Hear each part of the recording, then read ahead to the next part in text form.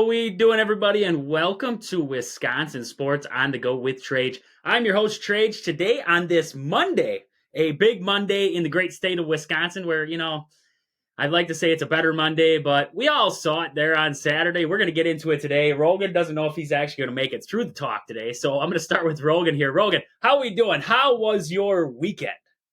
Trage, do you want me to lie to the listeners today, or do you want me to tell them the truth? Tell me that you had a decent weekend outside of watching the Packers.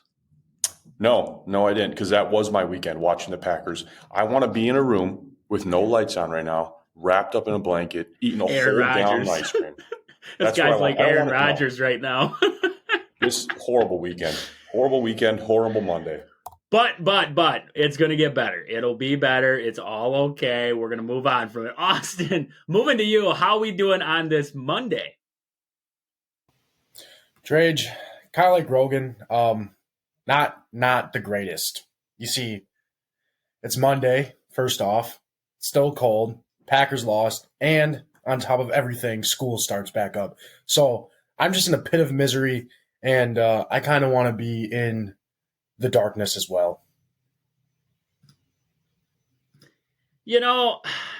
I agree. It was, bad all the way around there with the Packers over the weekend there. But hey, we got a lot of good news coming out of the weekend. Giannis came back for the Bucks. Bucks got a win over the Pistons. I mean, it was the Pistons, but they got a win. That's a good sign. Badgers bounced back with a big win against Indiana on Friday night. That was good to see out of there, Wisconsin. So we're going to jump into both those games, get into Marquette, and then we're going to have to get into the Packers. We're going to talk about the Packers here, just recap that game a little bit, see what we saw in that game. A lot of things went right for Green Bay, but a lot of the same things that have failed the Packers, not only in this season, but in years past, failed them once again against the 49ers. So we're going to jump into that Green Bay game here in a little bit. But right away, I want to look at the Bucks because the Bucks had a big win over the Pistons. You hate to say that it was a big win because in all reality, it shouldn't have been. We shouldn't even be looking at it. That should just be a cakewalk of a game for this Bucks team. But Bucks were looking to bounce back in that one. They've been struggling as of late, especially on the defensive end. And then no Giannis there against the Cavs. They got the doors blown off against the Cavs. So coming into this game against Pistons, we were hoping for anything but the worst case scenario there. And the Bucks were able to pull it out there. Just looking at the score here, 141 to 136 against the Pistons. I mean, defense still not there for this Bucks team, especially against a lackluster team in the Detroit Pistons, but a win's a win at the end of the day. So, Austin, what did we see for stats coming out of that game against the Pistons there that were impressive and maybe some stats that weren't so impressive? For the Bucks, if you want to go with them first, I mean, Giannis had 31 points with 10 rebounds, so that's good with him coming back, still being able to produce. Damian Lillard, 45 points, 11 assists, 6 rebounds. Pretty good stat line for Damian Lillard, I'd say there. Along with Middleton, he put up 17. Brook Lopez, he must be listening to our podcast because he dropped 19 points and 10 rebounds against the Pistons there. Beasley, 11 points, not terrible. And then off the bench, Pat Connaughton actually added 10 points for the Bucks there. Looking at the Detroit Pistons, mainly led by Bogdanovich there with 19 points and Jane Ivey with 18. A lot of help off the bench, though. Thompson with 22 points and Burks with 33 points and then Muscala with 13. I don't know what it is, but it seems like the Bucks can just not stop the guys coming off the bench. Sometimes seems like guys on the bench are just always scoring at will. Doesn't matter the team, especially this Detroit Pistons team. You might take a look at the Detroit Pistons team and be like, you should be starting some of these players. Thompson did get 32 minutes and Knox the second. He was a starter but only got 16. So I don't know what the deal is with there. Burks and Thompson both over 30 minutes for the Detroit Pistons, but didn't start. They came off the bench. So it's a little bit odd there. I don't know why they decided to do that, but this is a Pistons team without Cade Cunningham, and they put up 135 points. Very concerning for the Bucks defense there. Overall, I mean, we got the win when we had to. We shot 35 for 49. We shot 35 free throws, made 35 free throws. Shot 49 of them. That's a lot. That game must have taken a long time. If that's the amount of free throws they're shooting there, that's a long game there. But either way, I mean, even though it's a Detroit Pistons team, I'm glad they got the win. And it was an away game too, so I know Bucks struggle away, got the win, and as of now, we skipped the embarrassment of losing to the Detroit Pistons. When I look at that, though, I was really, when we said the score and everything, I wasn't even looking at the box when you were going over at the start. And then I jumped into the box. And you look at the minutes for the Bucks starters. They played a majority of this game. Giannis, Middleton, Lopez, Lillard, Beasley, the five for the Bucks. They were out there for 30-plus minutes, all of them. I mean, the lowest amount was Middleton with 33. And yet, you look at this, I mean, you take your starting five, and if you can't go man-to-man with the Detroit Pistons and blow their doors off, especially playing your starters, when I saw that score, I was like, oh, the Bucks probably, did their thing, put most of the bench in this one. No, they had their starters out for a majority of this game. They were in this game. And this is what we see. Like you said, no Cade Cunningham. That's the guy you expect to score from this Detroit Pistons team. I mean, I look at the Pistons, and honestly, if I was a Detroit Pistons fan, I'd be excited for the future if they find a head coach, because Marcus Sasser coming off the bench right now, they have Jaden Ivey, they have Weissman. If anybody can get that Weissman able to play a little bit of basketball, I know the Golden State Warriors were never able to develop him into what they wanted him to be, but if somebody can go out there and figure him out, he could be a pretty good big guy. And then you have Bogdanovich and you have Hayes coming on the bench, or usually off the bench there for him, but now he's in the starting rotation. But if this doesn't alarm you, I mean, it was a win, right? And that's how they stay above. They stay above, right? They didn't, like you said, avoided the embarrassment of losing to the Detroit Pistons. And yes, it was on the road. But, I mean, if you took the Celtics on the road against the Pistons, I think the Celtics would beat them by 20. I just really do. If their starters played the minutes that the Bucks did, I think they would beat them by 20.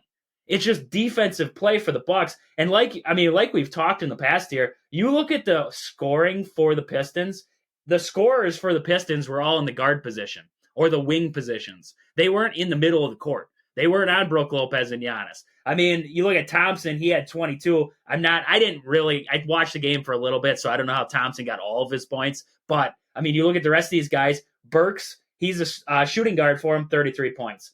Ivy, like you said, 18 points, 19 for Bogdanovich. The guards, you can see where we're losing basketball games. If you go back and you look at the box scores for previous games, I guarantee you it's in the guard position that we're losing these games. I mean, you look, if we play, say, the 76ers, I think Joel Embiid's going to have a majority or a good stake in the points, but Maxi's the one who's going to beat us. If you look at the Celtics, I'm not worried about Horford or Porzingis beating us. Tatum, Drew Holiday, Jaylen Brown. I'm worried about those guys, the guards. I don't know how, if you're the Bucks ownership right now, I don't know how you don't look at this game and say we need to fix something by Monday when we play these guys, because they're going to be playing again tonight. They have the Pistons again tonight, and there better be something that changes from game one to game two. I don't know, Rogan. I mean, looking at this and just seeing the stats from this game, am I far-fetched in saying that the Bucks are in major trouble? They have to be sounding some kind of alarm there in Milwaukee right now. Yeah, it's definitely a serious problem, Trey. And like I was kind of saying last week on Friday, like I didn't care if the Bucks won or lost as long as they kind of shut them down on the defensive side of the ball. And they gave up 135 points, and kind of like you guys were saying with Burks and Thompson combined for 55 points. And I just looked at their stats. Combined, they usually average 20 a game. So that's a serious problem when you're giving up two bench guards 55 points off the bench. Like, that's a serious problem. Like you said, they need to definitely make some moves there at the guard position, because this is a serious problem against let me check. I believe the Pistons only have 5 wins, like 5-28 or something like that.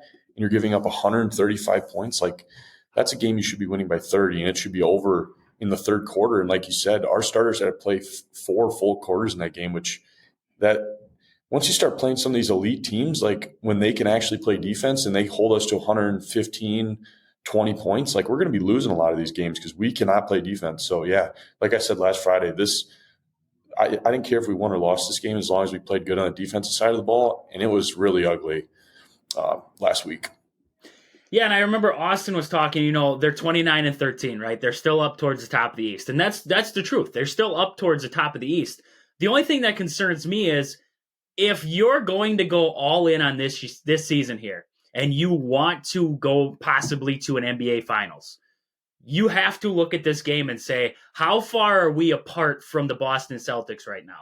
How far are we ahead? Because last time I looked, they were ahead of the 76ers. But how far are we really, because if you want to separate yourself in the East, you have to do it there by player wise. So how far are we separated from the Boston Celtics right now? So Austin, thinking about it right now, how far? Because to me, we're so far off from what the Boston Celtics are. We beat them once this year, but I don't think we're in the same category with the Boston Celtics. And that's not even to mention if we went over into the West, how much we're far off from, say, the Nuggets or the Timberwolves or teams like that, even Oklahoma City Thunder. How far we are from being a team like that. Right now, I don't think we're far ahead from the middle of the pack. The Pacers, like I think Rogan was talking about it last week there, they added Pascal Siakam, and the Pacers got better. So, how far are we really ahead of the Pacers now? Or even the Cleveland Cavaliers, who just beat the crap out of us their previous, I think, game before the Pistons here. So, to you, how far are we apart from the Celtics and the rest of the group right now? Because I feel like we're right up with the bottom of the East, and we're far off from what the Celtics are. Yeah, and that's what makes it so crazy that we just blew out the Celtics the way that we did that one night where we beat them by 40. And we say this as it seems like we're so far off, but then when we played them, the first time we played them, they beat us by 3. And granted, the whole game was they were kind of kicking the crap out of us. And then this game we played at the Pfizer against the Celtics, and we beat them by 40. And it's like, we say we're far off, but we're playing close and we're kicking the crap out of this team. I think what the Bucks lack, and we can go on and on about what we've been talking about, is that perimeter defense. And you look at the Pistons here, they made 21 3-pointers in this game, 7 of 14 Burks off the bench. That's where the majority of the 3-pointers came. He was the only one on their bench to miss a 3-pointer. The other 3 that shot went perfect from the 3-point line. So that's what we don't have. That's what we're lacking compared to the Celtics, I think. Jason Tatum, Jaylen Brown, they got Drew Holiday up there. They got all those guys who are really good scorers. Well, maybe not Drew Holiday. He's not the best scorer, but all of them are really good defenders. And right now, we're working with Chris Middleton, who I think probably prioritizes scoring. Damian Lillard prioritizes scoring. And Beasley is mainly just a 3-point shooter, if you want to call him that, because that's what they've kind of been calling him as. But this game against the Pistons, he only went 1 for 4. So if he's out there and he's mainly a 3-point shooter, going 1 for 4, I don't think he's giving us a whole lot on the defensive side there. And if he's not going to give us a whole bunch on the 3-point side, and that's what he's considered as, then you got to figure something out. And I think that's what's kind of separating us from the Celtics, at least, and some other teams. I feel like other teams are very balanced, like the Pacers. You see how much they work as a team, and I feel like that's why they're so successful against the teams like the Bucks. And the Celtics, same as them, they're really good at using each other, and they just are a really good defensive team. Last time the Bucks played the Pistons, we beat them 146. So we've scored that 146, but the Pistons only scored 114. That's kind of the game I was expecting. Again, not them to add another 21 points onto their score and kind of make us look like we barely won. Pistons have kind of been doing this to a lot of teams, honestly, though. You look at some of the teams that they've played, and they played close to the Celtics. They've played close to a bunch of other teams here. And they most recently beat the Wizards. We talked about that, but they only lost 2 to the Rockets, and they've only the Warriors. They only lost by 4. So it's not just us that they played close to. They played close games to other decent teams here. But for a team that say you want to win it all this year, it's not very good. Yeah, they're definitely going to have to make some moves here pretty soon. I would say pretty darn soon here before this gets out of order. And, the Pistons, like I was saying, they're not far off from being a decent team. You have a lot of rookies. I don't think they have the right coach in the system right now. I mean, they just put up 135 on the Bucks without their star player, without Cade Cunningham. Now, you're going to have games like this if you are the Bucks where teams can't miss. Like you were talking there at the three-point line.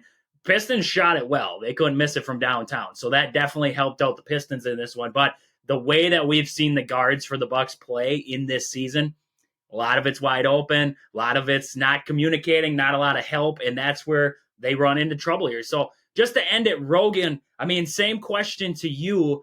The Bucks sitting up there in that 2-3 spot in the conference right now behind the Celtics. 76ers right with them. And then you have that little bottom half there in the top of the standings. How far do you think they're off from the Boston Celtics? And how close do you think the rest of the conference, even that 7-6 seed, how close do you think they are to the Milwaukee Bucks right now?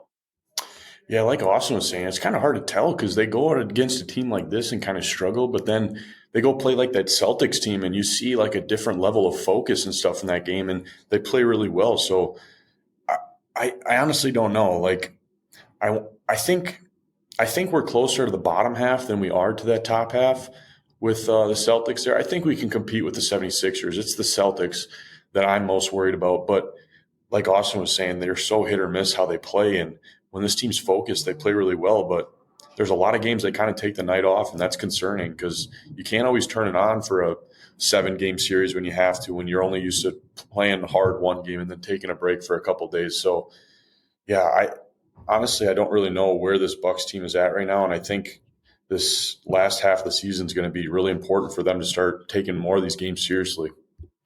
I just, when I look at this Bucks team, I think they're too far off to be able to get back into it now. I think their bench, like we've talked in the past with their bench, I mean, you look at their bench depth, Crowder brings a little bit. Portis, he's a hit or miss guy. I love Bobby. I love Bobby, but I just think his scoring sometimes is there. Sometimes he's not really in the rhythm of the game. And then you get past Jay Crowder and Bobby Portis. I don't think they have much right now. Beachcamp's there. Andre Jackson Jr. is a defender. He's a pretty good defender, but what he brings on the offensive end is very lackluster. And then Pat Connaughton, for me, I would have been okay if they would have let Pat Connaughton walk away from the team because I don't think Pat Connaughton brings it like we hope. A guy like Pat Connaughton, you expect to be a shooter. You want him to be a shooter coming off your bench for you. He's not that. He's an inconsistent shooter coming off the bench. Like we talked about with Beasley, even in the starting rotation. Beasley's an inconsistent three-point shooter for a guy who's supposed to be, that's his specialty, is the three-point shot, and he's very inconsistent. And you go on from there on this Bucks bench, and I mean, Cameron Payne, he's an experienced guard, but he doesn't bring a lot on the scoring end. Right now, the Bucks are lacking guys that can come off the bench and score for them, while adding a little bit of defense. Because the way that the Bucks are built, we're an offensive team. We're going to try to outscore you. That was the addition of Damian Lillard. We're going to outscore you. We're not going to really focus it on the defensive end. We're going to try to beat you in possessions. And that's where I think they're failing right now, simply because they don't have the scoring to go along with that. These games right now, 141, you got to score, like we talked about with the Bucks. If they score over 125 points, they have a pretty good shot to win it. But like Rogan said earlier, you face teams with a little more defensive prowess, and the Bucks won't be able to compete. They won't be able to go toe-to-toe. The Nuggets. I always think Jazz, Nuggets. The Nuggets, pretty good defensive team. If you go up against the Nuggets and you play basketball like this, it's not going to be a shootout like you want. Jokic, Jamal Murray, those guys can defend. Bucks can't defend. That's where they're going to run into trouble. And that's why I don't even compare them to the West, because I believe the top 6 in the West, I don't even see much of a comparison right now with the Bucks. I don't think the Bucks can compete with that top 6 when I really look at the grand scheme of things. So, I mean, anything else there to add with the Bucks right now? So the Bucks will be in action. They play tonight. They're going to have the Pistons back. I believe that one is going to be at the Pfizer for that game. Nope, they're playing at the Pistons again. A double dipper in Detroit there against the Pistons. So that'll be a 6 o'clock tip. We're hoping for a better matchup there in the Bucks. Pick it up on the defensive end and as they should, blow the doors off of this lackluster Detroit Pistons team. But with that, I want to move on here. We're going to talk about your hometown Century 21 Gold Key Realty. Call Peggy, Sue, or Anna to find your dream home, or if you're looking to sell, find them on Facebook at Your Hometown Team Century 21 Gold Key Realty, or stop in and see them at their location in Marshfield. With that, though, I want to move on here to the Badgers.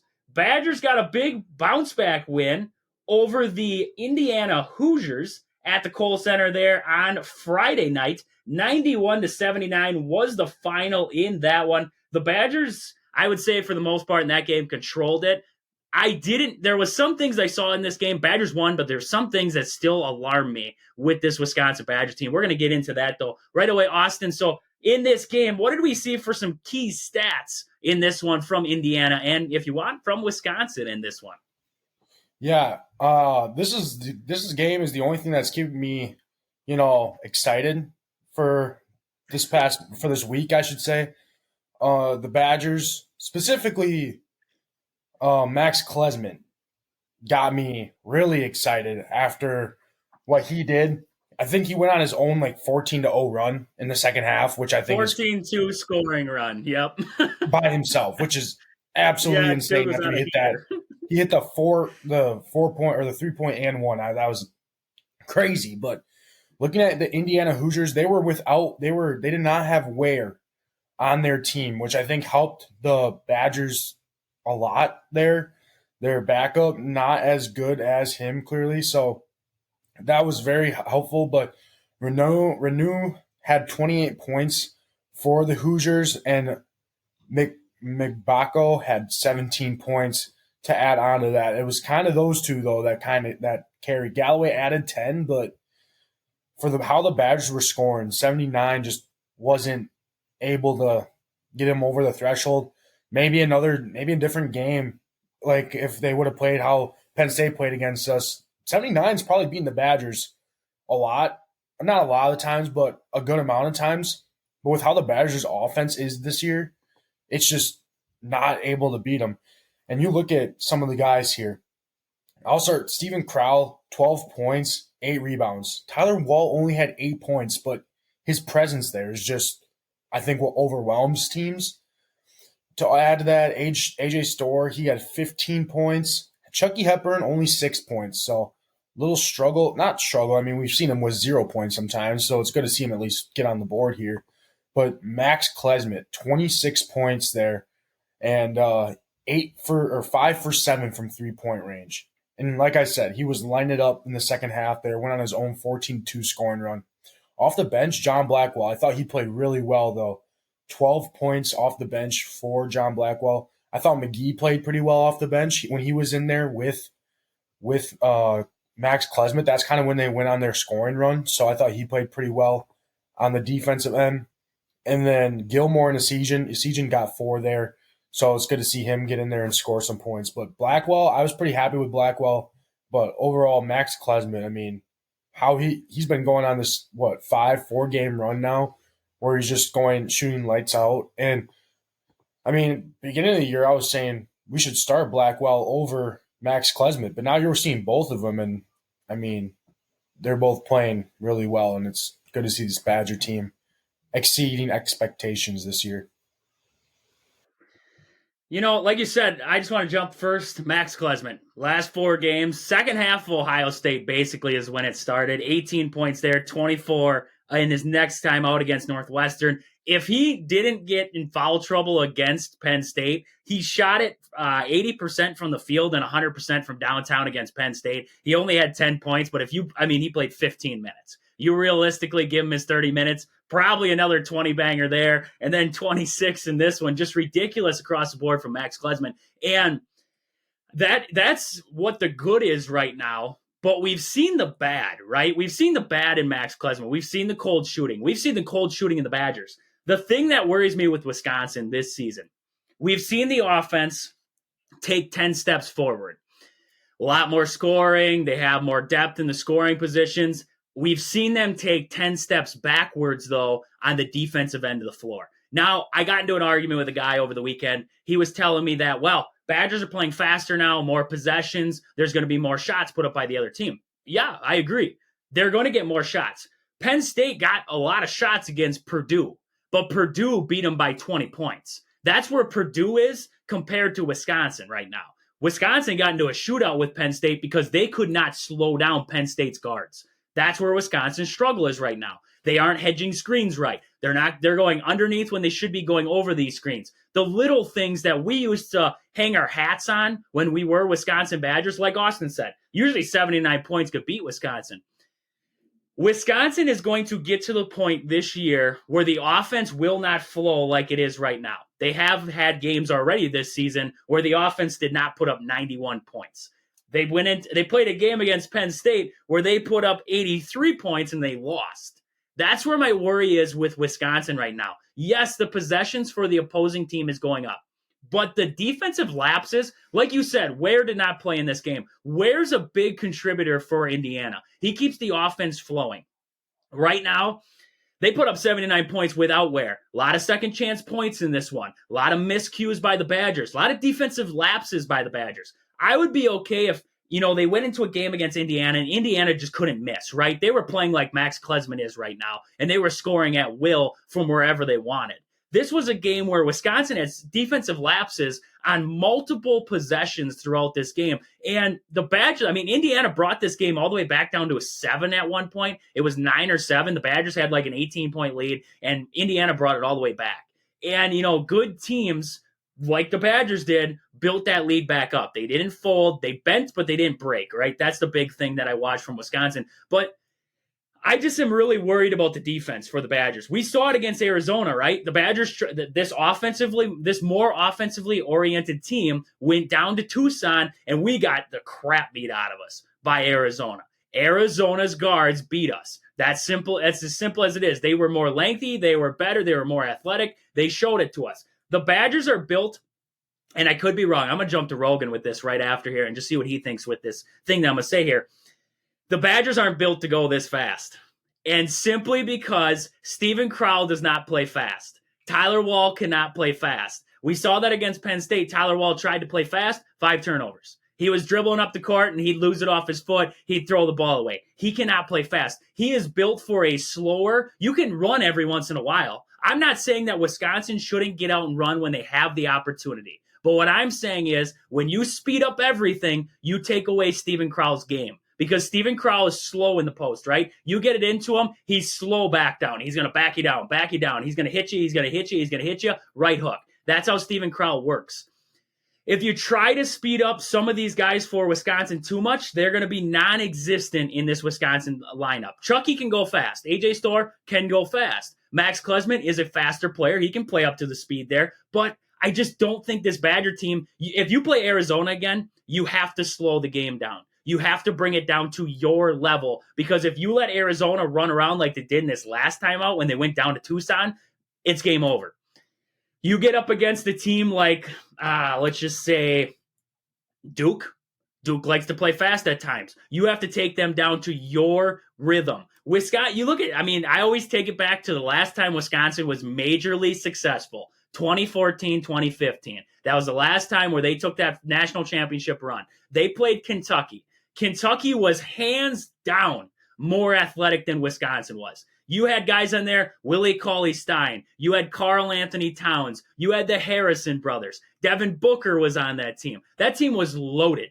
And Wisconsin was able to bang around with them. Why? They slowed the game down. That was a Kentucky team who put up 100 points on different occasions that season. They had the game against North Carolina in the tournament, Kentucky did, where it was 100 to 100. That team was, that was a couple years later. But still, they were putting up 100 points a game in that season. And then the Badgers went in there, and I believe the final score was under 70. Badgers might have scored just over 70 in that game, held Kentucky to under 60. But they hung their hat on the defensive end. And that's where I think Wisconsin's getting away from. And that's where I think they have to get back to, because you're going to have to play defense against great teams like Purdue, like Arizona. The big aspiration for the Badgers is to go on a postseason run, right? You got to be able to play defense when it comes to March Madness. This isn't defense right now that we're seeing from Wisconsin.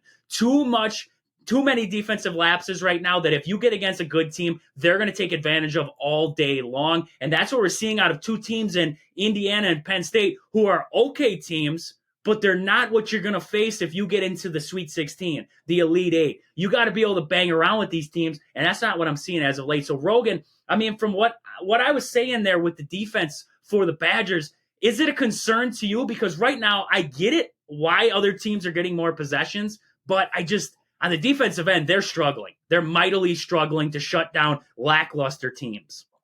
Yeah, especially in the second half. If you look at a lot of these games in the schedule, it's been the second halves where the Bucks have really struggled on the defensive side of the ball. Like this Indiana team had a little over 30 points in the first half, but for the second half scored 50 on them. And the same with Penn State. Penn State scored 50 in the second half after scoring like 33 in the first. So it's the adjustments at halftime that are giving us trouble. And like you said, yeah, they're playing faster. I don't mind it so much. I don't know if the pace is hurting the Badgers too much on the defensive side of the ball, because when you look at like a high-paced team, what you kind of look for is like fast break points. If the Badgers were giving up a lot of fast break points, then that'd be concerning. But Indiana only had 5 fast break points in this game, so it's not like we're not getting back in defense playing this high-paced offense that we have. But kind of like I was saying last week, I wouldn't mind the Badgers going a little more 4 guard looks with 1 big in, because like you said, when you have that fast-paced offense on offense and defense, it's hard for both Wall and Crowell to stay in there and stay with some of these guards. So I don't think they're going to go away from that starting lineup, but I wouldn't mind seeing Blackwell with some more minutes and even a Season playing a little more 4 guard look for the Badgers. Yeah, I agree with you there. And I'm not saying, that the high octane offense is affecting the defense as much. What I'm saying is that, yes, we're scoring more, but I feel like the defense isn't there. We're not playing Wisconsin defense. That's, Tyler Wall was a great defender last season. I think he's taken a step back from what he was. Chucky's still a pretty good defender, so is Klesman, but we're allowing points to these teams right now in Indiana. And you look at a team like Penn State, who Purdue was able to shut down. And that's my worry, is that you're going to face Purdue. They're blowing the doors off of these teams. Yes, you have a guy like Zach Edey, but you play Purdue, you're going to have to be able to check Zach Edey in that game. He goes for 30. Those guards for Purdue are pretty darn good this year in Lawyer and Braden Smith. Those guys are playing better this season. That was their problem last year, no guards. Now they have guards. Wisconsin is struggling to guard guards right now. They are struggling in the pick and roll action, which when you face a team like Purdue with Zach Edey, pick and roll is where they're going to live and die. I mean, Zach Edey is one of the big men in the country who you got to really respect in the pick and roll action. And that's my worry with the Badgers right now. When you get a pick and roll against Purdue, Zach Edey, you can't have Chucky Hepburn switch. You can't have Max Klesman switch. We're going to have to be able to fight around screens so that way Stephen Crowell can book it back and get on his guy again in a guy like Zach Edey. And we saw it in some of these games here where not so dominant bigs are taking advantage along with the guards. I'm worried with Wisconsin's defense. You know where you got to be, right? You got to be at the end of the season. You can have the high-octane offense, but you got to have defense to back it up. That's what's going to push you over that edge there to get you to that national championship. Duke, that season they beat Wisconsin national championship, they were good on the offensive end, but man, could they play defense too. They were able to defend like no other. And that's where I think Wisconsin's lacking right now. They finally, I agree. I am happy that the Badgers have found an offense and found a way to score the basketball in multiple areas. I just don't like it on the defensive end right now because come postseason time, you're going to have to be able to beat the teams you're supposed to beat. Say they get in as a 2 seed. You don't want to see a 15 seed play close with you because that's how upsets happen, right? Defensive end. You got to be able to play defense. And I don't think the Badgers are quite there right now. And I just feel like that's the thing the Badgers need to work on right now. Especially, I notice it the most in the pick and roll action. I really do. The guards not getting around screens. They're going under. They're not going over or vice versa. Whatever the situation implies for this Badger team, I think that's where they're struggling at the moment. Other than that big win, Austin, anything else you got to add there for this Wisconsin-Indiana matchup? No, I think you guys covered pretty much everything. Overall, it was a good win, 91 points. That's a lot, so hopefully we can keep doing that. And the Badgers have some pretty tough, not tough teams coming up, but they have Minnesota, Michigan State, Nebraska again, and then that's when they play Purdue. So a little bit still left to go on this run till we hit that big game against Purdue. So hopefully we can win these next 3 games, and then Purdue will be a very big matchup, and it'll be exciting to talk about that. That's a tough schedule if you're really, I mean, you're going, I believe you're going to Minnesota. Yeah, you're going to Williams Arena to face Minnesota. And then Michigan State's going to come back to the Kohl Center for that game there on that Friday night. Nebraska's the one that really worries me. The game before Purdue, it's kind of that trap game. Tommy Ninga is hitting it from all over the place right now for Nebraska. We saw it firsthand as Badger fans. So this is going to be a tough little stretch here for Wisconsin before they, I mean, it's the Big Ten, right? Every game's tough. It's going to be a tough stretch. So, I mean, Rogan, anything else to add here for the Badgers before we get into our preview show tomorrow? Not really, Trage. I think, like you said, it's nice to see the offense rolling like this, but the defense has just got to get a little bit better. And maybe it's a little lack of focus, because you look at some of these games against more big time teams, and they've done better on the defensive end. But it is unlike the Badgers to be giving up this many points, this many games in a year. So hopefully it's more of a focused thing than an actual concern so far. Yeah, definitely. So big news for the Badgers, got the win there against Indiana, kept Austin happy through the weekend at least, semi-happy through the weekend at least. 91-79 was the final in that one. We're going to be looking over at Marquette. Marquette got the win over the weekend over St. John's. That was a pretty good game. 73-72 was the final. Marquette got the win there. Austin, what did we see for some stats in that one that stood out for the Golden Eagles that were able to win over the Johnnies?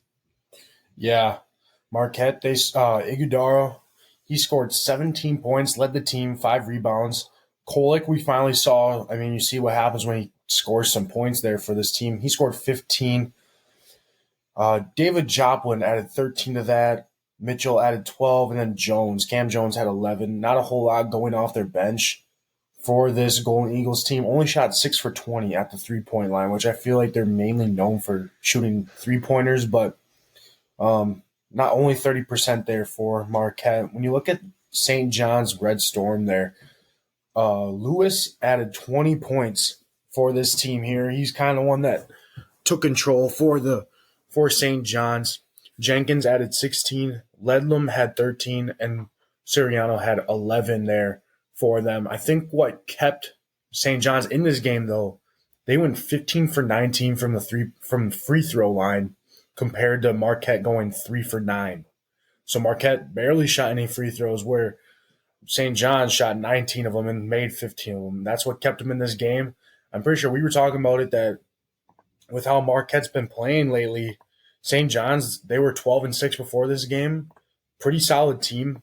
Nothing can take lightly. I think Marquette, they're finally starting to realize how – I don't know how they're feeling. I don't know how their fan base is feeling, but, I mean, if you're only beating St. John's here by 1 point, especially – I mean, they were down after the first half 34-28, and they had to score 45 points to make up all that ground and still win by 1.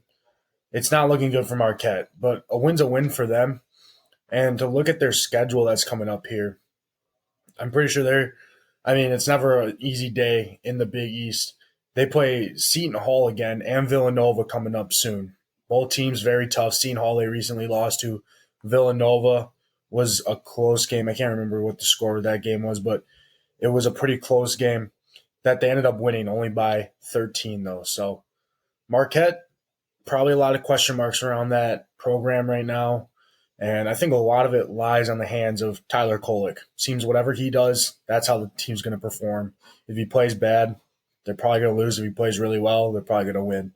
Plays mediocre, we get a close game like we saw against St. John's here. Yeah, the big thing I saw in that game against the Johnny, I mean, St. John's Rick Pitino's done a pretty good job getting St. John's back on the map. I think they've put together a decent season already. They're going to be in the talks probably come the end of the year here for a big dance bid. But, looking at Marquette in this one, I like the balanced scoring across the starters. Everybody in double figures. They got the scoring going in that aspect. the bench points weren't really there for Marquette. 5 points off the bench. They didn't have a lot of minutes off the bench in this one. 2 guys over 10. Otherwise, Norman only got in there for a minute in this one. Probably, I mean, at the end, I would assume. But other than that, this was a pretty good game. Pretty good game in the Big East. I mean, this is what you expect. Like you said, Big East is a pretty good conference. I mean, there isn't really a conference out there that's really bad if you look at the power conferences right now. So Big East basketball is tough to win, especially going to Madison Square Garden and pulling out a 1-point win. Like you said, Marquette fans will take it at the end of the day, and you just move on from it. So, Rogan, anything you saw from this matchup between Marquette and St. John's that stood out to you? Yeah, like you were saying, it was really nice to see Marquette starters all 5 starters were in double digits, and that's huge when you start playing these conference games, because there's not a single guy you can take away, because there's 4 other dudes in that starting lineup that can really score, and they all did it at a very efficient level. So it was a good game, and like you said, Rick Pitino is kind of starting to bring St. John's back, and it's kind of scary to think this is only his second year at St. John's, so they're only going to continue to get better and better. But overall, this is a good win for Marquette. Madison Square Garden is a really hard place to play, and St. John's is a lot better than I think people are giving them credit for. Yeah, that has a lot to contribute to the transfer portal. You see how much you could turn it. I mean, I think it's only been a year. I think this is Rick Pitino's first year at St. John's, because I believe he was at, where was he before that? A lesser program, I know it. I can't remember who the heck he was coaching for. Yeah, I think you're right, because he was in the tournament last year for the other school. Yep. So this is his first year. Where was he? I don't remember now. It was not a very good team. I know that much. It wasn't a power team. I know that much. But yeah, first year, and this is what the transfer portal could do for you, is you can just basically flip a program in a year. What do you got, Rogan? Iona. Yeah. Iona. There it is. Iona. Yep. So yeah, 1 year you could flip a program around to the point where now they're in contention in the Big East. So impressive to see there. But with that, I want to talk about Game Day Supply in Onalaska. Do you have a sports club or team looking for some sweet custom uniforms or apparel? Check out the awesome crew at Game Day Supply to help your team get the sweetest gear. Find them on Facebook at Game Day Supply, or check them out online at gamedaysupply.net. But with that, I want to get over to Austin here for our fact of the day. On this day in 1968, the NBA announces expansion franchise license awarded to the Phoenix Suns, but also the Milwaukee Bucks. Interesting fact of the day right there. I didn't know we got the rights at the same time as the Phoenix Suns. That's definitely interesting right there. But with that, we got to move on here. We're going to talk about, first of all, I just want to mention Pittsville Farm and Home Center. At the store in Pittsville, they serve you anything from hydraulic hoses to red roses. Stop in and see the awesome crew at Pittsville Farm and Home Center in Pittsville. But with that, we got to get to... Yeah, we got to get to it. They're all telling me no, we don't want to talk about it. It's too early. It's just happened. We don't want to talk about it, but we got to. We got to get into it. So the Packers over the weekend, Saturday, took the loss to the San Francisco 49ers, 24-21. The worst part about the entire game is that they had it. That's the worst part, is that they had it. I could have lived with a blowout. I really could have. If the 49ers would have ran the Packers out of the building, I could have shut my TV off and it would have been A-okay. I would have moved on with life. It's just a matter of another season. We were so close to beating the San Francisco 49ers, and to watch it all, within the last minute of the game, go south. That's where the kicker came in this one. And, well, we're going to talk about the kicker a little bit. So, Austin, just briefly go over some player stats in this one, and then we'll really jump into what we saw in this one from the Packers and the 49ers. Yeah, Jordan Love, he completed 21 of 34 passes, 194 yards, 2 touchdowns, and 2 interceptions, both coming in the second half there. Brock Purdy for the 49ers, he went 23 for 39, 252 yards, 1 interception, sacked 1 time there. So on the bright side, Jordan Love wasn't sacked at all, but I think the 49ers defense definitely got pressured onto him, and that's what ended up him throwing the pick at the end of the game there. Not the best decision. We'll get into that. Green Bay rushing. Aaron Jones, 18 carries, 108 yards, I don't think we used him a whole lot towards, like, he had that really long run, got down to what yard line? I mean, he got down to like the 30-yard line or something. And then we weren't able, that's when we missed the field goal there. And then it seemed like after that, we just didn't really use him at all, but still good to see him get over 100 yards there. Christian McCaffrey, 17 yards or 17 carries, 98 yards, 2 touchdowns. We held him under 100 yards. And I say that's pretty impressive for our defense there. They did give up 2 touchdowns, one of them being like I can't remember, like a 40-something yard rush there for a touchdown. So that's a bad spot, but you held him under you held him under 100 yards. And I say when you do that to one of the best backs in the league, if not the best, that's a win in my books. But end of the day, I mean, they just made more plays than the Packers. Looking at receiving, Romeo Doubs, 83 yards there on 4 receptions. Jayden Reed, 35 yards on 4 receptions. Bo Melton had a touchdown there for the Packers, and Tucker Kraft added a touchdown of his own there. When you look at the San Francisco receiving, George Kittle was the main leader there on 81 yards, 4 receptions. Jawan Jennings had 61 yards on 5 receptions. One pretty good catch there. I'll admit, that's probably the best throw Brock Purdy had all day was a ball in the middle of the field to Jawan Jennings. For how bad Brock Purdy was throwing the ball, that was a pretty good throw, I'll admit to that one.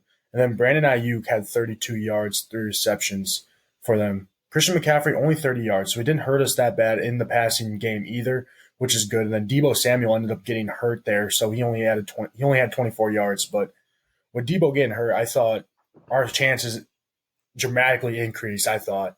And seemed like their offense got better as the game went on. It seemed like just a little bit there. You know, when I look at this game, grand scheme of things, I thought play calling was interesting.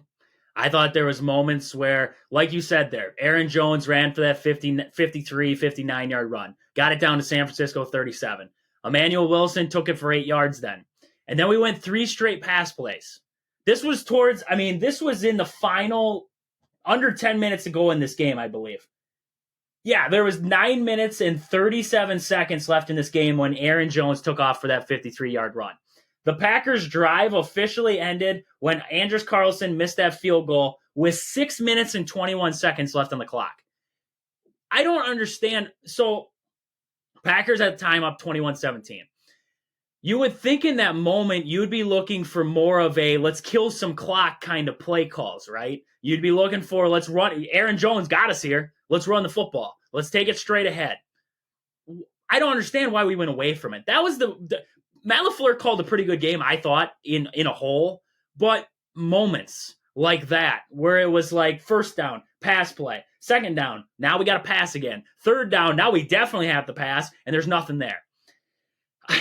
I looked at it and I was like, why? And then it's, okay, now we got to rely on Joe Barry's defense to stop the 49ers from driving down the field and putting it in the end zone. And worst case scenario, and then near the end there, the timeout usage, when the 49ers got within the red zone there, the Packers kind of let them keep going. And then worst case scenario, Christian McCaffrey broke off the touchdown run shortly after there. So the Packers didn't even get that stop. I just thought, at times the coaching in this game wasn't exactly up to par.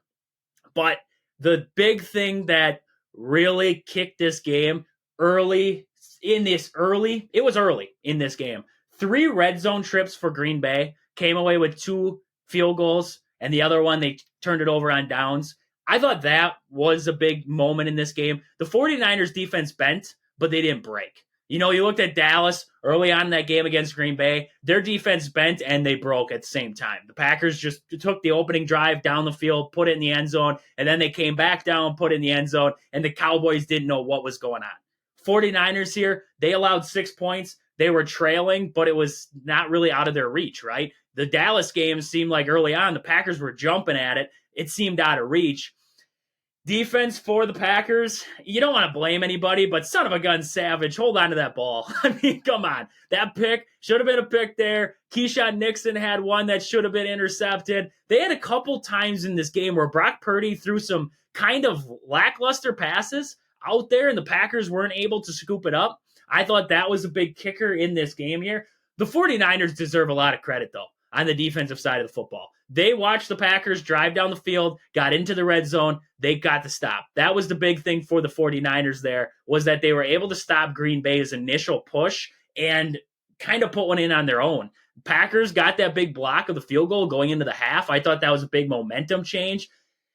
But all in all, I really did think the play calling was questionable. I thought so. I thought in this one. And late in that game, why Jordan Love threw that interception late? And was it a bad time to make that throw? Yeah, it was. I don't understand why every receiver went deep on that play. I really don't. Because the middle of the field was going to be open. You had timeouts to burn. There was still 40-some seconds, 50. I think that play started with 50-some seconds left on the clock. You had time. You had time. You could work the middle of the field. You had 3 timeouts. You didn't use any on the defensive possession. I don't get it, And so I'm going to jump over to Rogan. I mean, looking at the play calling for Green Bay, this seemed like we saw this movie before. We saw this. We saw Aaron Rodgers do these same exact things. That could have been play calling there too, but definitely in this one, I don't think Jordan Love checked out of a play to send everybody deep. I really don't think he did. So, I mean, did you see in this game some of the play calling was kind of suspect in this one where it was like, why this now? I actually didn't have a problem with the play calling on that drive that we missed the field goal, because after Jones had that big run, I think we got an offsides penalty. So we had a 1st and 5, and then Taylor runs for 8 yards, gets us another first down.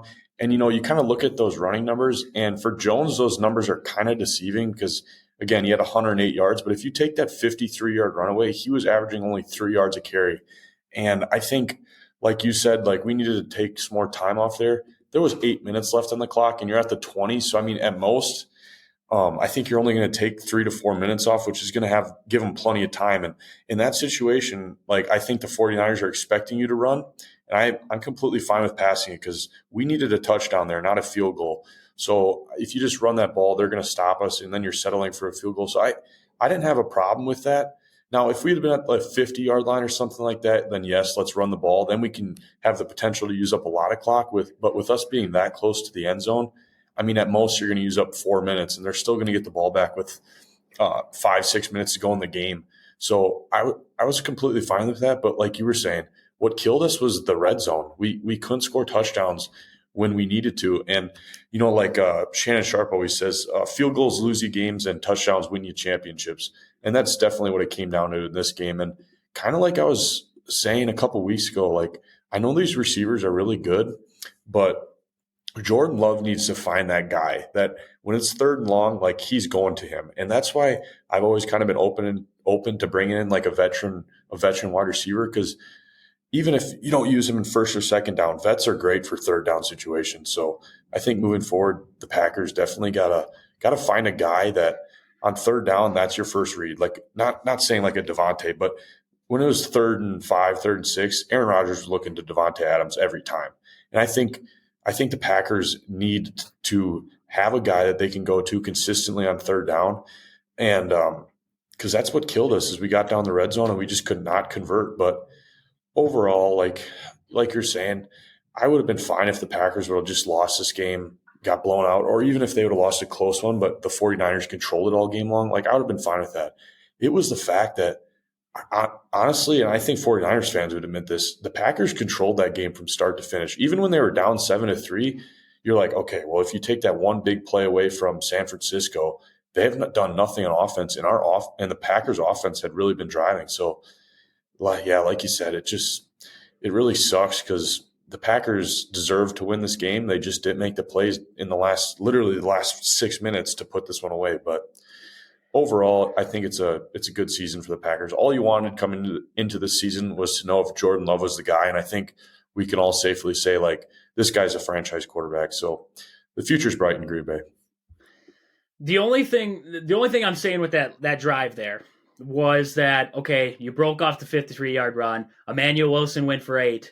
You have that defense on their heels with your run game now. 1st down, run it. I don't care if Jones gets 3 yards. Like you were saying there, he was averaging probably 3 yards a carry. Get me 3 yards. Now it's 2nd and 7. Now we still have that defense on their heels to the point where they're moving the ball on us. They're running it on us right now. This defensive line was on their heels. I would have kept going is what I was trying to say. I don't, 3 yards, 5 yards, I didn't care if they broke off a 10-yard run again. I just, would have stuck with it because that was those two guys, Emmanuel Wilson and Aaron Jones, got you to that point, right? 53, 8 yards. They got you to there. Use them to try and finish out that drive. Now, if they get 3 yards on first down, now if you want to call your play action, which has been working all season long, there's your time. There's your time to use it in a 2nd and 7. But the thing with it now is 2nd and 7. Now I can check down to Aaron Jones on a little play action dump pass for another 4. Now I'm a short yardage on 3rd down. Now I have the ability on 4th down where it's 4th and 1. I can say, hey, we're all the way down in San Francisco territory. We burned even more time off the clock now. So now I can say, hey, Aaron Jones or Emmanuel Wilson, whoever it is, take it straight up the middle. You get it, we get it. Okay, now we have a first down. You don't get it, though. We still got them pinned deep in their territory now. So same result, right? At the end of the day, same result there. That's all I was looking at in that aspect was I thought, they've done it before where first down, we try to do this deep shot. We try to take the shot. And I get trying to take a shot every once in a while. I just thought in that moment, the way that we had the 49ers on their heels with the run game, keep it going. Keep taking it right at them. And the second they stop it, now we go to something else. Now we check out of it. I trust Jordan Love enough that if he walked up to the line and he said, Jones, if I give you this football, you're going to get wrecked. Fred Warner's coming through there and he's going to clean your clock. I can check out of it now. I trusted him enough in that situation where LaFleur could have called something, Love could have checked out. I just thought, that drive could have been the backbreaker for the 49ers, and it turned out to be nothing more than just another time in the game right there where the 49ers got to stop. So that's kind of where I was leaning with that situation. Austin, anything that you were seeing there with what we were saying or anything you wanted to jump at right there? Yeah, kind of just adding on to what Rogan was saying about how the Packers, they control most of this game. I'm pretty sure Rob Gronkowski, after the game, he said that the Packers controlled 58 minutes of this game, and they needed to, and then the 49ers controlled the 2 minutes at the end there. And it takes a whole 60 minutes there. I mean, if they control those last 2 minutes, obviously they're beating this team. So it was tough to see. And I mean, for how good this offense was going for the 49ers all year, and for our defense to go in there and basically, I mean, the amount of times they've got 4 and outs or stopped them from scoring until the second half there was impressive on itself. And I'm sure we'll talk about this at a later date about Joe Barry, and we'll even talk about Anders Carlson at another date or whatever if you want, whatever. But I'm proud of this team. It's tough to see. It's just another tough to see loss, especially the 49ers, man. We got, like I said before, the 49ers to us is like us to the Cowboys. They're our kryptonite. They're our kryptonite in the playoffs. We just can't, for some reason, I don't know. Hopefully Jordan Love takes us past that sometimes, but I'm pretty sure I saw an Instagram post, and it said that we are 4-6 against the 49ers now, but I'm surprised we even beat them 4 times because it seems like we've always just lost to them every single time we met them in the playoffs. So it's tough to feel that. What do you got, Rogan? Like you were saying, like with us losing the 49ers quite often recently, I don't know what you guys think, but I felt like this year especially, this was the first time I've seen us play the 49ers where I felt like we kind of took it to them instead of the other way around, especially like the last how many years in the playoffs, they've like physically dominated us. And I was really impressed with how these young guys, like I thought they kind of took it to the 49ers. And for that first 2-3 quarters, I think the 49ers were kind of shocked at how physical this Packer team was. So that, again, it's a tough loss, but that is very exciting for a Packer fan to finally see this team go against arguably the most physical team in the league and kind of take it to them for most of this game. Yeah, I mean, 100%. This was a young Packers roster, and the way that they developed, especially late, they found their stride. They were able to develop, well-round themselves and get into the postseason there, and then beat the Cowboys, one of the best scoring offenses in the league. They put it to the Cowboys, and then, like you said, the 49ers all the way around. Where if you looked at these teams on paper, you would have said that the 49ers should completely blow Green Bay away. Green Bay shouldn't even be in this game. And yet Green Bay hung around. And like Rogan said, first year in a while where it was like, I think we got this. I think we can take care of it. The thing that really kicked the Packers, especially on it was on the defensive side of the ball there. Not the missed interceptions. They should have had a couple, but missed tackles. We had Christian McCaffrey dead to rights in the backfield a couple times, and a couple times on his long runs. And like we talked about there leading into the preview show, we said you can allow the short stuff, but you cannot allow the big hitter. That touchdown to George Kittle, big hitter. Let him get behind you. I don't know where Darnell Savage was on that play. He was so far behind George Kittle, it wasn't even funny. I know Austin loves Savage, but I mean, just it's not to knock the guy completely, but man, was he out of sorts there. It was clearly man-to-man, and he just lost George Kittle there. And McCaffrey, a couple big runs there. The big hitters, that's how the 49ers got her in the end zone. I mean, they didn't have many red zone trips in this ball game, yet they scored points. It was the big hitters that killed Green Bay in this one. When I look at it, though, you don't want to blame anybody. Anders Carlson, in this season, he never got truthfully better. And when I look at his stats throughout the year, from 20 to 29, perfect, 6 for 6, right? From 30 to 39, he was 14 for 14. Perfect, right? You look at his 40 to 49. This was a guy coming in who had a big leg. They were telling us how he had this big leg, and he could hit it from, he was Justin Tucker. He was the new Justin Tucker, right? 40 to 49 yards. On the season, he was 4 for 9. 4 for 9 from 40 to 49. That's a problem. Because your offense has got to be able to get you within that 40 to 49 range. You got to be consistent in there. You do. Mason Crosby, if we would have brought Mason Crosby back, I know he was getting older and he couldn't hit it from 55 anymore. I get that. But from 40 to 49, Mason Crosby would have been A-okay. We brought in this new guy. He was supposed to have this big old leg. From 50 plus, he was 3 for 5. Now I get elements wear on teams. You're going to have some elements in games that are going to wear on teams. But this one, okay, you give him a free pass for the 49ers. 41-yard field goal there. He missed it a little bit to the left. What about the other 4?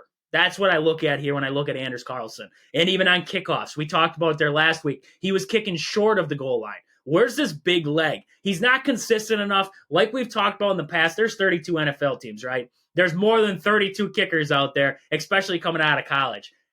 To me, you got to bring in somebody else. You can keep Anders Carlson. You can try to work through him. But the second that we see this start again, we talked about it last week, right?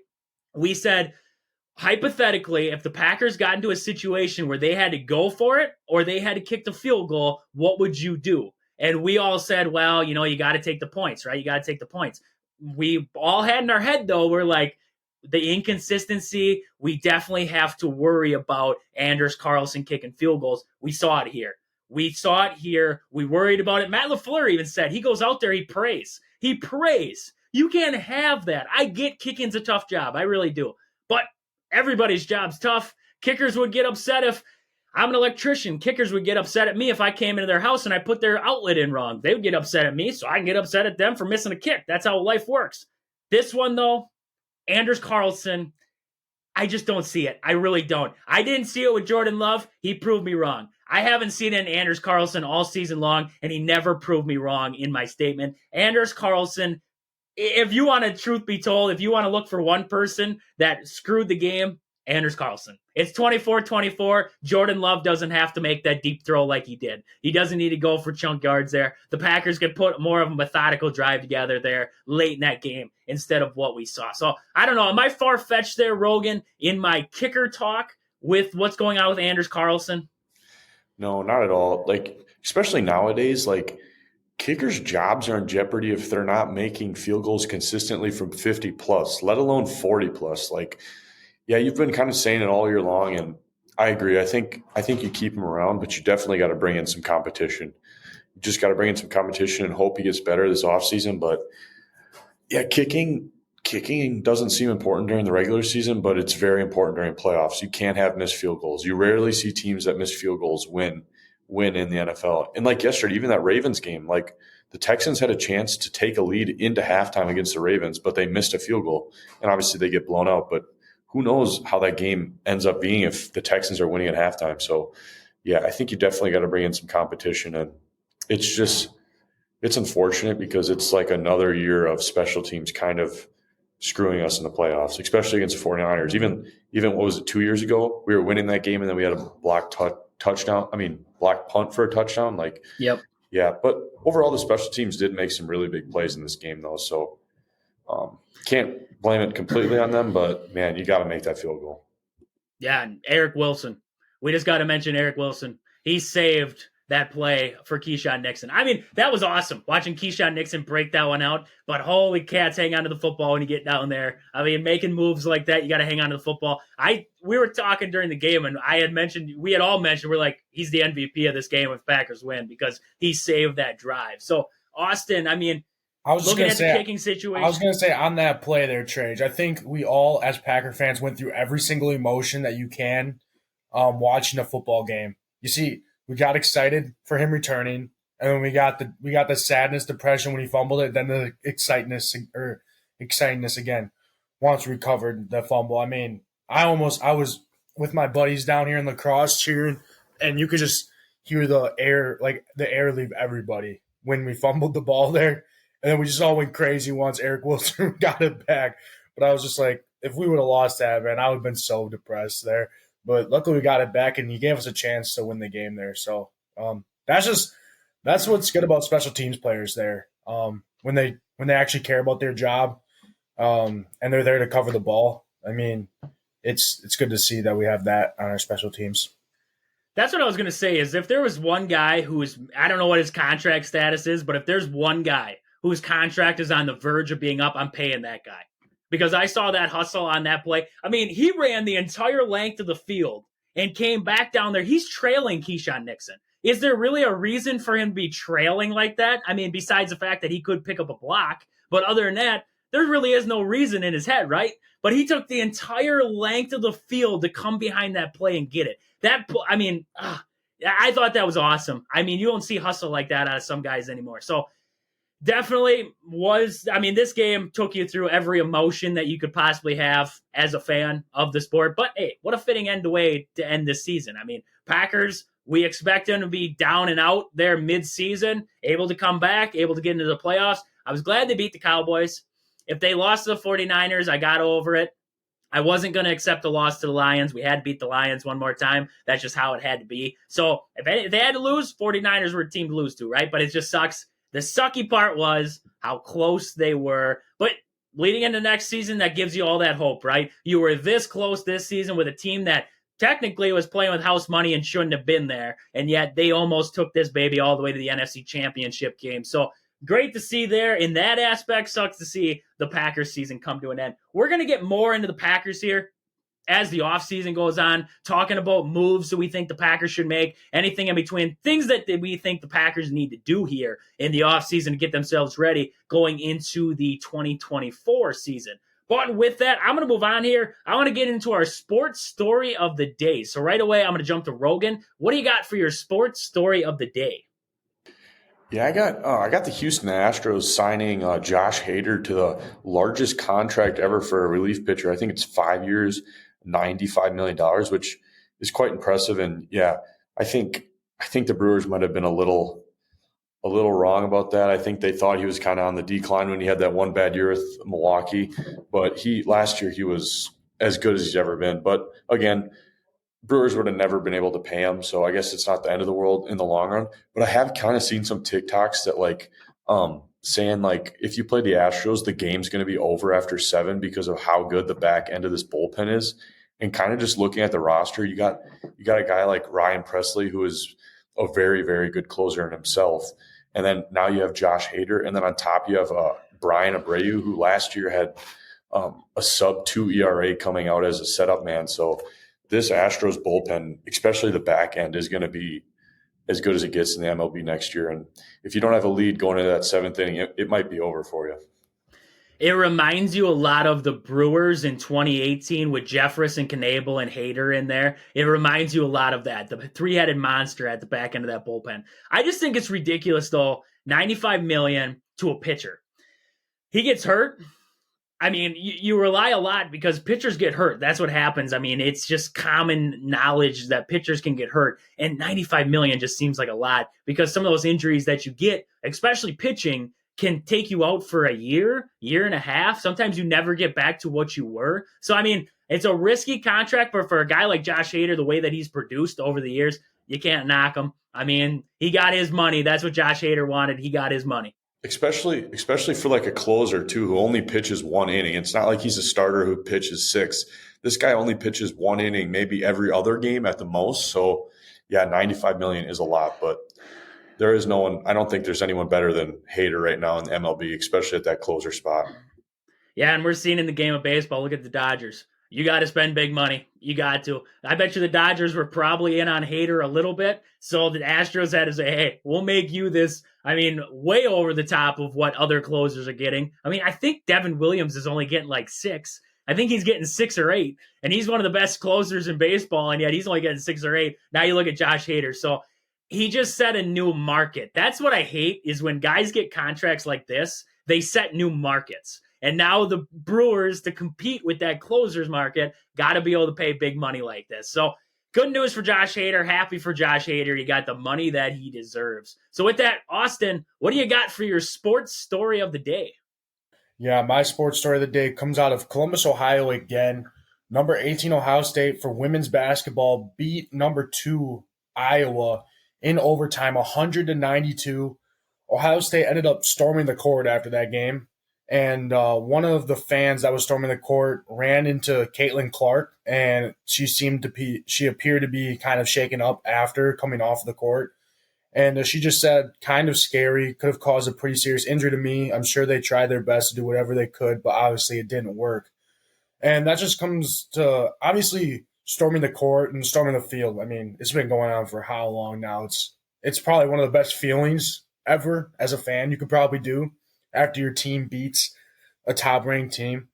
But does this bring the question, is this a liability to not only players but also an athletic department? I know we talked in one of my classes here at lacrosse, we talked about it because I'm a sport management major. And in one of my administration classes, we talked about is storming the court or something a liability.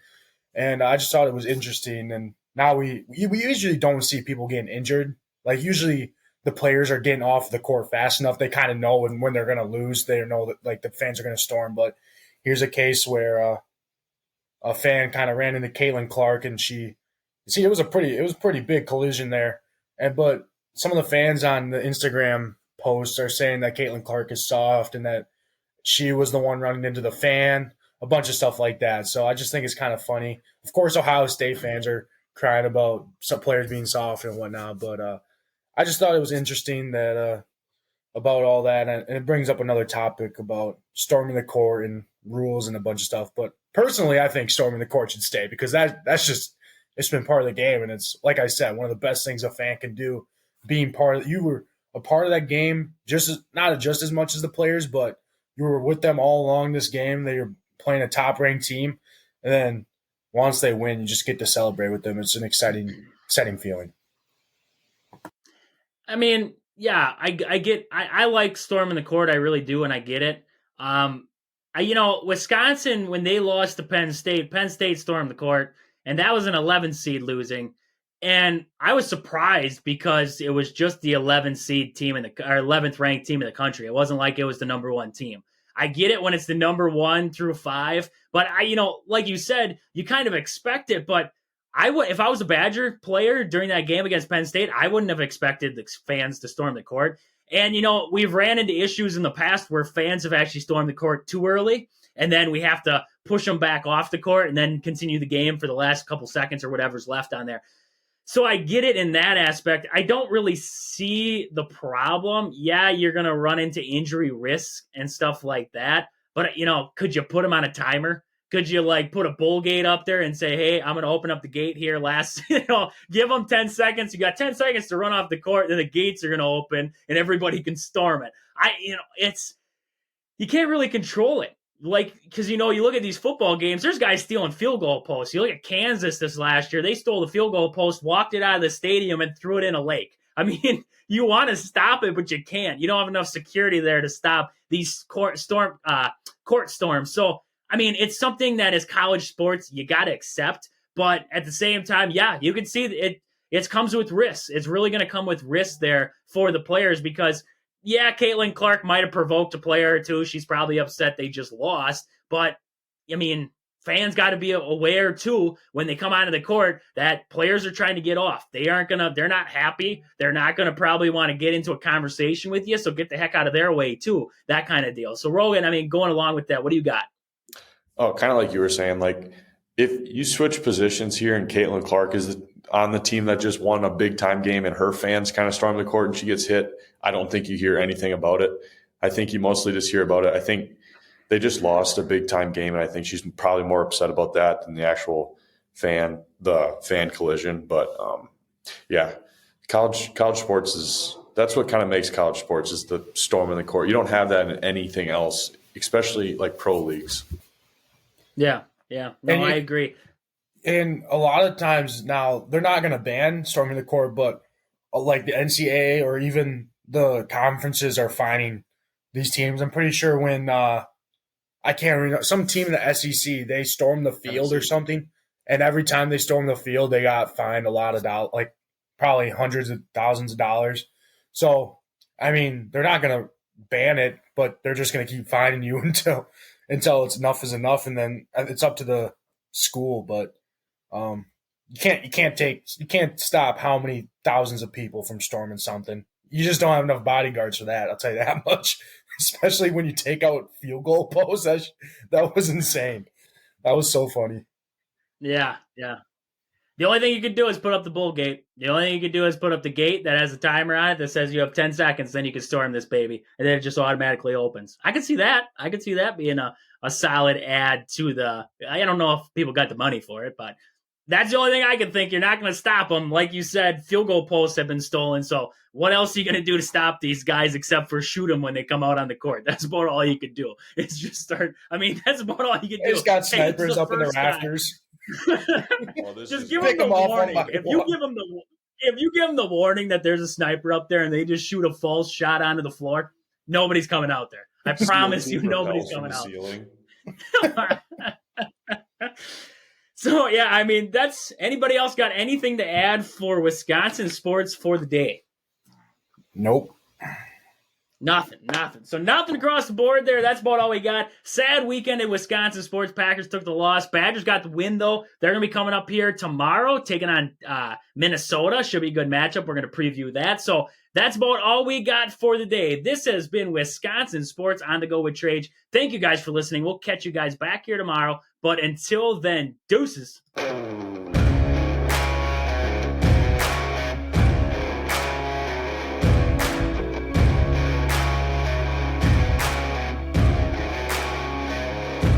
Yeah, oh my Lord, watch me sway. Darkness falls and we all pray, hoping for the light of day. Down to the river I